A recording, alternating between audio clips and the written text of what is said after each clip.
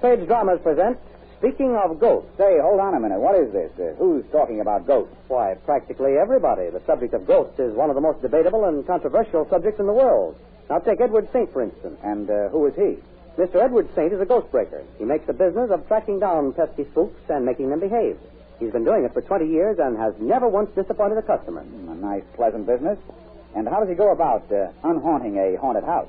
Well, he's a famous magician, a former associate of the late Harry Houdini, and a special investigator for the Los Angeles Scientific Psychic Research Society. He's written a swell article on the subject called I Kicked the Spooks Out of Haunted Houses, in which he reveals many of his exciting adventures in ghost breaking. It will be in next Sunday's American Weekly. You ought to read it. I will, but now that we're on the subject, I've got a good ghost yarn for you. The Tale of a Haunted Table. A haunted table? Say, hold on. No, I mean it. Now, there's a place on the waterfront up in Boston Harbor called the Mariner's Inn. It's a pre-revolutionary tavern. And a few years ago, I dropped in there to have a drink and a bite to eat. Say, how about a little service? I've been sitting here for over 15 minutes now. Yes, sir, right away. Well, would you mind taking another table? Why, this one's all right. I like the view. Now, let's see. You can bring me... I can't serve you at this table, sir. Sorry. Why, is it reserved? Not exactly, but I couldn't serve you here. Hey, what's this all about anyhow? If the table isn't reserved, why can't I have it? A meal hasn't been served from that table for 100 years. 100 years? Why not? It's a perfectly good table. It's haunted. Haunted? Hey, what are you giving me? It's the truth, mister. You couldn't eat from that table if you tried. Nothing will stay on it. Listen, fella, you better stay out of that tap room. I'm perfectly sober, and I'm telling the truth. There's a story that goes with that table. You see, about 100 years ago, in this very room...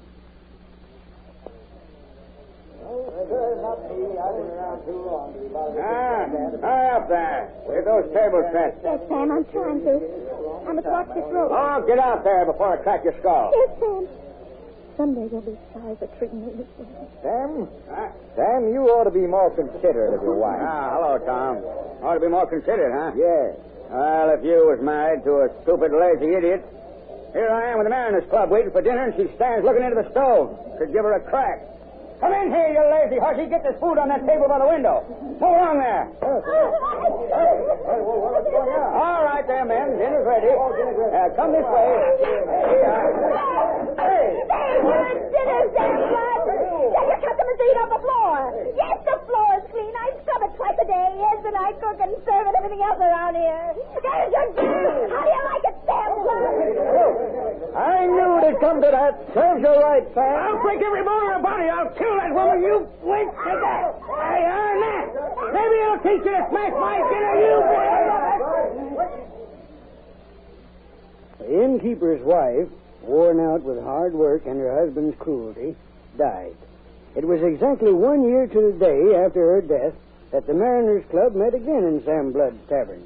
The meal was prepared, and the guests were about... All right. Take these platters out to that table by the window. We'll serve from there. Move along there. Yes, sir. All right now, gentlemen, if you just come this way. Who did that? Who did it? Well, there wasn't anyone in the room, Sam. I was standing right here. No one in there. No. And who is... I told you you'd be sorry, Sam Blood. I told you. Oh, no, it can't be. Someone... There was no one in the room, I tell you.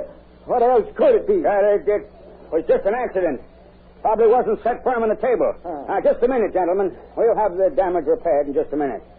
Dinner will be served immediately. Well, I hope so. I've been waiting around here. Get out there and bring in that roast and anything else that wasn't ruined. We'll have dinner on schedule. Sorry. Not Sam Blood. She was a lazy, good-for-nothing wench. Got what she deserved. Here you are, sir. It's not damaged much. What? Now, we'll fix that. Here. Just rub it off. Yes. Put a clean platter under it. Good as ever. Take it out. See that you set it in the center of the table where it can't fall off. Sam Blood, sorry. It's ready, sir. Call the guests. I'm going to see that somebody else doesn't play a trick on me. Dinner served, sir. Sure, come on. Dinner served. Nobody's going to make a fool of Sam Blood. Hey! I was watching. The table just tipped. It's haunted. That's how it went. Guards were posted around the table to see that nothing was disturbed. But every time it was used, something happened. Something to distract their attention, and always the food was upset. Now, do you see why we don't use that table? Well, it's a very good story, only I don't believe in ghosts. But I never missed this chance to eat at a haunted table.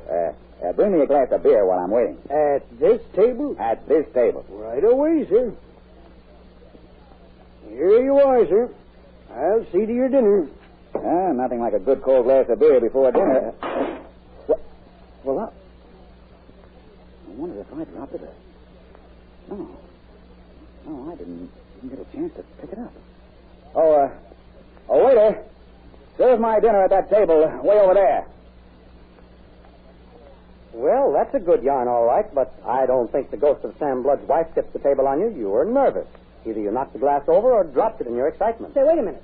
I've got a true ghost story that you won't dismiss so lightly. And this actually happened to me on my honeymoon, too. Here we go again. First a haunted table, and now it's a haunted honeymoon. When Alice and I were married, my father gave us an old house that had been in the family for over 200 years. It was known as the old Knapp home, and it had been faithfully preserved and an ideal place for a honeymoon. We had hardly fallen asleep the first night when... Timothy, wake up. Wake up, darling. What? What's the matter, dear? What's wrong? I heard someone calling your name, dear. A girl. Oh, nonsense, honey. You've been dreaming, that's all. No, I haven't. Really, I haven't, Tim. I heard it distinctly. It was a girl's voice, and it seemed to come from out there in the garden in front of the house. It sounded as if she were running toward the house, and I got up and looked out the window and saw her on the lawn. Really, I did. Oh, you've been dreaming, dear. All the excitement of the past few days has upset your nerves. There's no one living within a mile of here, and certainly no one who knows me. Now, try to go to sleep and forget it. But, Tim, I heard her and saw her, I tell you. I'm sure of it. The following morning, I got hold of old John, the handyman around the place, and he told me this story. Yes, sir. Your wife was right. This here place is haunted by the ghost of young Alice Meade, who died of a broken heart after her sweetheart, Timothy Knapp, had been killed by the redcoats right in front of this house. They lived here. You see, the Knapps were colonials, but the Meads were Tories, and one evening in this spare room. Where are you going, Timothy? Not calling on that Meade girl again, I hope. I'm sorry, Father. I am. Now, look here, son. No good can come of your court in this Meade girl. Her family are Tories. They're opposing this fight. Is that any reason why Alice shouldn't love me or I her? We don't share your political bigotry and hatred. We love each other. And tonight I'm going to ask her to marry me. If you do and she accepts, I'll disown you. I'll harbor no daughter of a Tory under this roof. My house is a meeting place of men who are ready to lay down their lives that we might be free from oppression, from iniquitous taxes and the domination of a half-mad dictator. There's no place for her here. Very well, Father. If she accepts me, I'll find a place for her. I'm perfectly capable of making a living for her without the aid of her family or mine. You're a stubborn fool. Why do you have to fall in love with a girl like her? There are plenty of fine girls whose families are in sympathy with our cause. I'm selecting the girl I love regardless of family affiliation. There's no use discussing the matter any further, Father. I'm going. Evening, Timothy. Evening, Israel. What's eating on Tim, Israel? You chasing that Tory wench? Aye, that's it, Caleb. Well, what's the news? Any truth to that rumor about the redcoats raiding us? That's what I'm here to talk about. Our lads will be coming up here for a meeting tonight to decide whether we should give the Tory army a battle.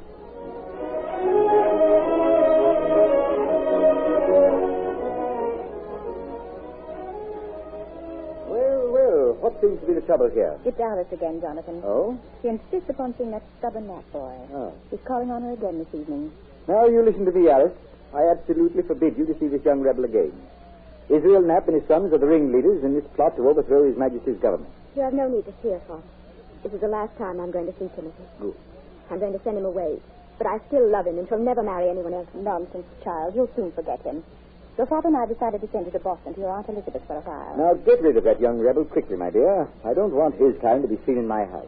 Very well, Father. I won't even bring him into the house. And don't forget what I told you about being in early, Alice. I don't want you to be out these nights. These are troublesome times, and there's quite likely to be an armed conflict any time now. Very well, Father. I won't go beyond the end of the gun. Oh, my darling. I thought you were never coming. Did you have more trouble at home? Oh, yes, dear. Father and Mother both object to my even seeing him. My family feel the same way. Darling, there's only one way to end all this. Get married, make our own home, and live our own lives away from all this family political strife and bigotry. Oh, I'm sorry, my dear, but that's impossible. This is our last meeting. We can't see each other after tonight. Father is sending me to Boston to my Aunt Elizabeth. But they can't do this. We've a right to live our own lives, to be happy. You say you love me? I do, with all my heart. And I shall never love or marry anyone else. Then why resign yourself to a life of unhappiness? Oh, darling, marry me. I swear I'll spend my life making you happy. Oh, I'm sorry. Truly I am. But I must refuse you. Oh, please, dear, don't be angry. Kiss me and let's say goodbye. No. You're making love a mockery. What kind of a love do you bear me when you're afraid to face the future with me? Please, dear, don't get angry. Let's stop now before we say anything you'll regret. Let us part friends. We're going to part, and part now. And we're not going to be friends.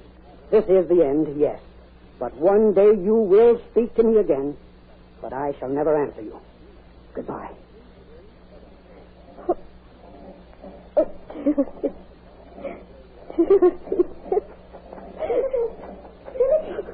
Oh, Alice, it's you. Quickly now, where's Timothy? We've had a quarrel. He's left. Then come with me. We must stop him. He can't go back home. Father sent me to warn him. But the British are marching against Father and his men. They're locked and barricaded in the house. Timothy will be caught. Well, come then, we'll follow him. They mustn't catch him. Oh, hurry. Timothy! Timothy! How long ago did he leave you, Alice? Oh, 4 or 5 minutes ago. Timothy! Timothy! Look, Alice. There are the redcoats. They look there running ahead of him toward the house. It's Timothy! Timothy! Timothy! Hold there! Hold, I say, in the name of the king! Hold or I'll fire! Don't shoot! He's fallen. They hit him. They shot him. Timothy. Timothy. He's a rebel, all right. Making a run to the house there. That's their headquarters. Here, what's up, lady? Get back. You're in the line of fire. Timothy. He's dead. They've killed him. They've killed my brother. Oh, Timothy. Please kill me, my dear. He's finished, Missy. I always get my man. He's a gunner. Timothy. Oh, it's too late. It's too late. And he said only a few minutes ago, one day I would speak to him, but he would never answer. The day they buried young Timothy, poor little Alice died of grief. And they do say she's haunted this place ever since, calling the name of a dead sweetheart.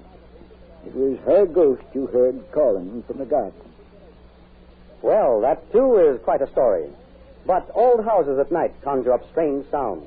Trees, bushes, shrubs take on queer shapes. And shadows in the moonlight and the human nerves play funny tricks, all which might easily explain away your ghost. But why not read Edward Saint's very interesting and enlightening article on ghost breaking entitled, I Kick Spooks Out of Haunted Houses. It's one of the many entertaining features in next Sunday's American Weekly, the magazine with the greatest circulation in the world that comes to you each week with your Hearst Sunday newspaper.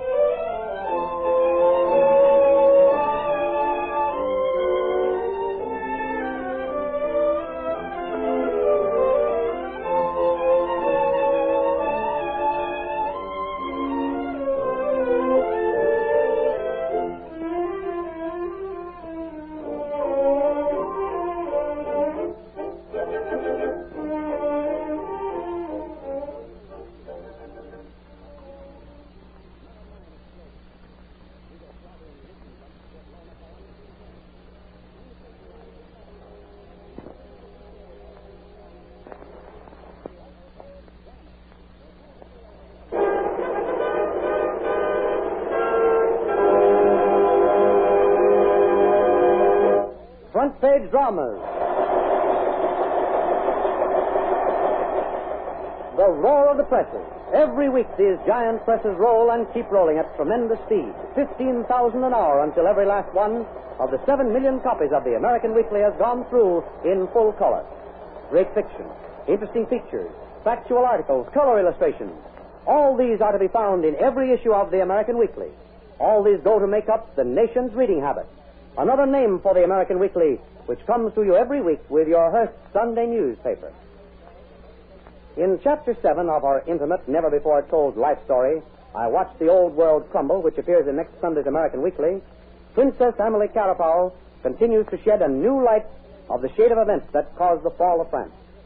She tells of the scheming, unscrupulous women who plotted to rule France, and because they succeeded in ruling the men who in turn ruled France, these women helped bring France to its ruin.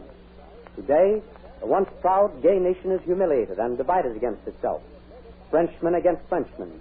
Free French versus Nazi-controlled French. In the tragic climax of this week's front page drama, Father Against Son, the grim results of French disunity are forcibly expressed. Our story opens